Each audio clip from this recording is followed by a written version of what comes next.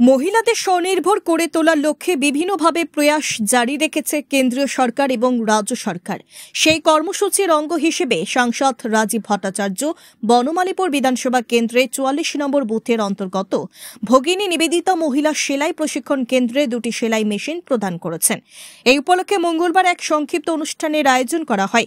অনুষ্ঠানে বক্তব্য রাখতে গিয়ে তিনি বলেন, দীর্ঘদিন ধরেই এই সেলাই প্রশিক্ষণ কেন্দ্রটি পরিকাঠামোর অভাবে চালু করা যাচ্ছিল না।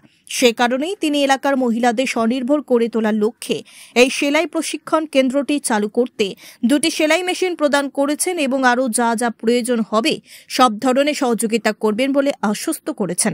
কিছুদিন আগে আমি এখানে আপনাদের নিয়ে বৈঠক করি এবং বৈঠক করার পর আমরা সিদ্ধান্ত নেই যে এই সেলাই প্রশিক্ষণ কেন্দ্রটা এখানে প্রতিস্থাপন করা এবং তার জন্য আনুষঙ্গিক যা যা প্রয়োজনীয়তা আছে আমি সেটা পূরণ করার জন্য আপনাদের কাছে কমিটমেন্ট করি, প্রতিশ্রুতি দেই।